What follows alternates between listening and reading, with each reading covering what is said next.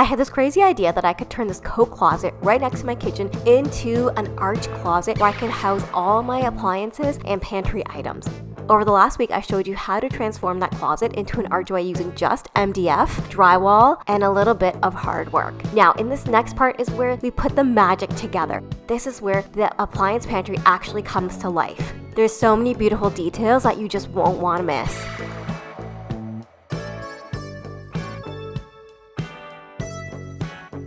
Today I'm going to be installing the cupboards here. I'm actually using IKEA stock cabinets. Typically you'd actually hang them on the wall, but I'm just going to have them sitting on the floor. I think it's a little bit easier because I've cut them down a bit. Let's do it. So I built the base. Let's do it. To build the base that the cabinet will sit on, you just use 2x4s, and it's really easy to build it. You just need 2x4s and you cut them to the length and the width of your cabinets.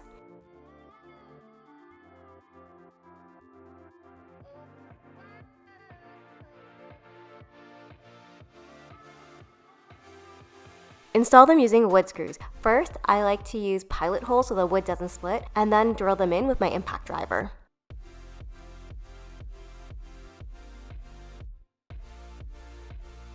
Next, we get to install kitchen cabinets. I have to cut down these IKEA section cabinets, so I'm going to be cutting down the depth, which means I need to cut off this side. So be careful if you're doing this, which side you need to cut. You don't want to cut down the finished edge at the front. And this is the back side because this is where that bracket goes that attaches to the back of the wall or the rail. I've never done anything like this, but IKEA only has two different depths of cabinets. It's either 15 inches or 24 inches. And so if I use the 15-inch depth, I would just have so much wasted space. So I really wanted to maximize my space in here, which is why I'm cutting down the depth of these.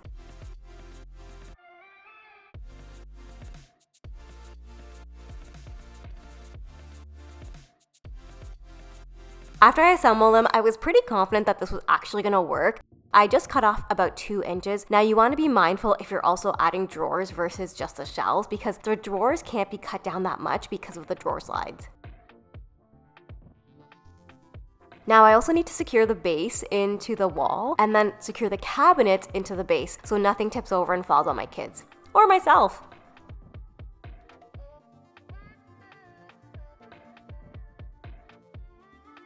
If you're wondering, do I really need to use a clamp? Like, I could just push these together. These are pushed together at the bottom, okay? So this is why the clamp is so helpful. We'll just close this up and we'll check with the level to make sure it's good.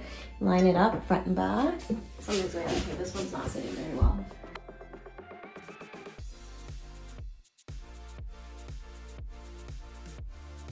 I also need a countertop for my kitchen cabinet. Now, when I went to the hardware store, I knew I was going to use laminate because it's just not in my budget to use anything like granite, marble, or quartz. And I found a simple black countertop and I cut it down with my circular saw. Now, mind you, I did measure this like 3 or 4 times because it's $100, and if I make a mistake, there's no, getting another piece. We got to make sure I cut it the right length and the right depth.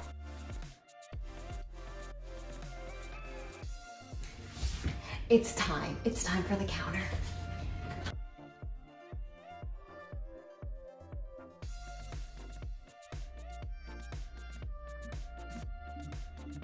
Wow! Cool. Thank you! So this is covered in like sawdust, right?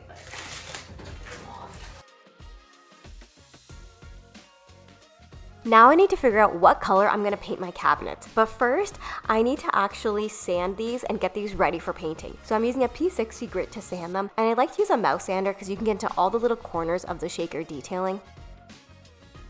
Then I went in with my bin primer and gave it 2 coats of primer. I know it's like a tedious process, but priming really helps to make sure your paint sticks to your cabinet doors, because these are going to get a lot of wear and tear just because they're going to be used so often. Now to paint these, I did sample a few different colors, and I ended up using Retreat by Sherwin-Williams. This is a really nice moody green. It's got some blue undertones, but it's not too dark. It's actually a color that I think I might end up using for my entire kitchen makeover, so I wanted to give it a try in here. And this little paint sprayer is such an affordable little tool, so I'll link it below.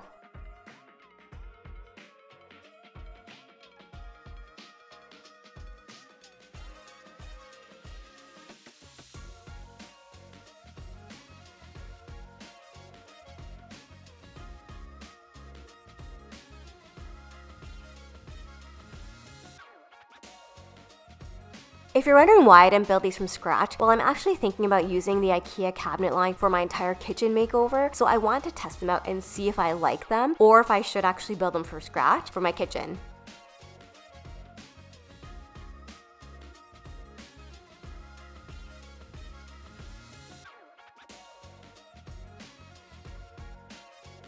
This is the hardware I picked up for the cabinets, and I think it's just really pretty. And I like mixing different types of hardware. It just makes your furniture look a lot more high-end. So I'm using the little knobs for the doors and the longer handles for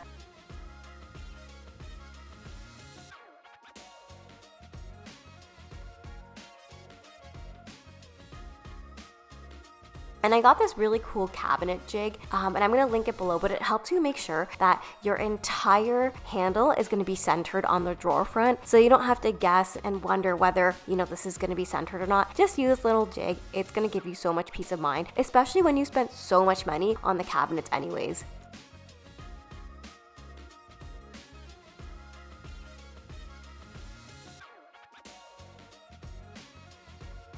I've been working on this appliance pantry for a few weeks, but today we're going to be tackling the backsplash. And I'm using this tile. It's not even real. It's a peel and stick tile, but no one's going to be able to tell by the time we're done with it.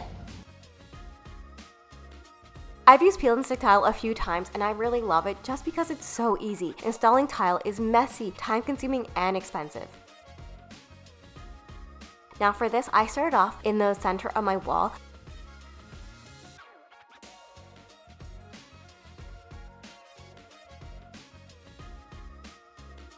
So because my counter is level, I'm just going to use this as my starting point, like my counter.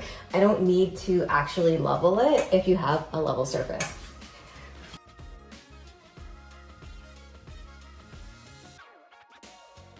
Okay, so the other thing is these tiles, okay, they have a thicker grout line on this side and a thinner one on this side. So you want to overlap this side with a thinner side. Just something to keep in mind.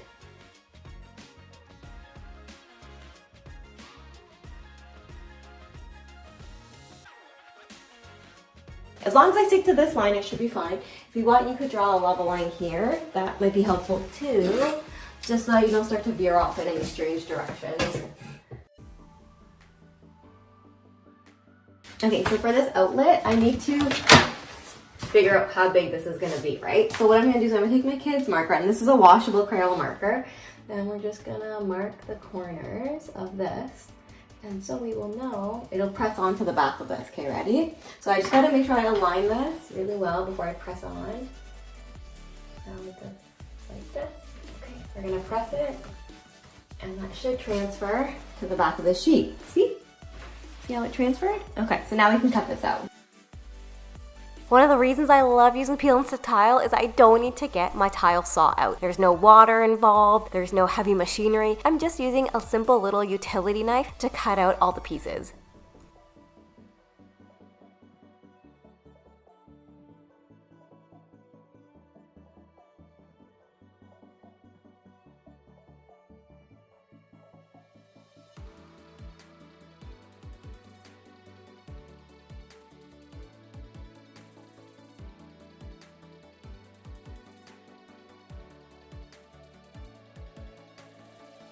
Peeling it off was actually hard and it took off some of the drywall, so that's just good to know. I tried to stick it here. I'm not sure how much it will stick. I might have to use some Gorilla Glue, which would be fine, but I don't want to waste it because they are kind of expensive. I didn't order enough tiles, so I actually need to get some more, but in the meantime, I'm gonna start building the floating shelf. And this is just gonna be a little styling moment that I'm gonna have to make the arch cabinet really cute.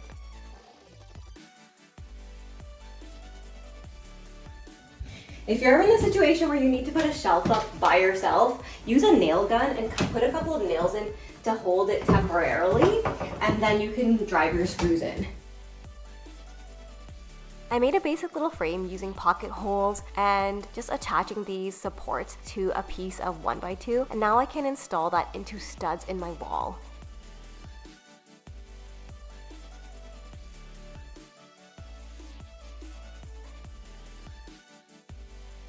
You can see I'm double checking the studs because I need to have that stability so my shelf doesn't fall down.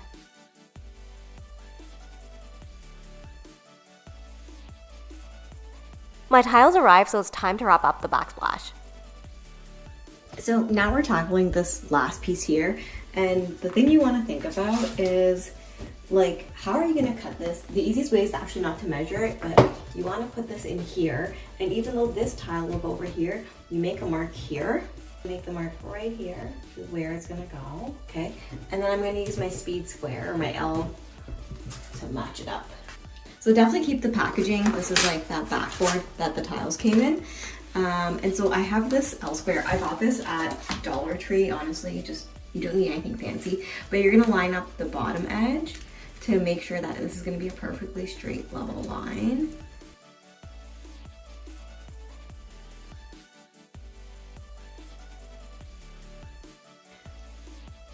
Okay, so I've got this piece cut. So remember, I measured it like this, but I'm actually gonna install it like this.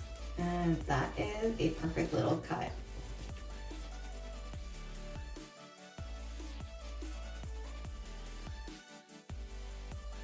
I cut this little piece of trim to be the face of the floating shelf, and once I put it on top, I realized that it wasn't gonna be wide enough to cover the top and the bottom piece of the shelf. And no matter how much I tried to squeeze the pieces of wood together, you can still see a little edge. So drop back to the drawing board, and I decided that I would just use some leftover pull wrap that I had. I stained it, and I think it actually works really well. It adds a cute little detail. So don't let these small little things really get you down. You can always pivot.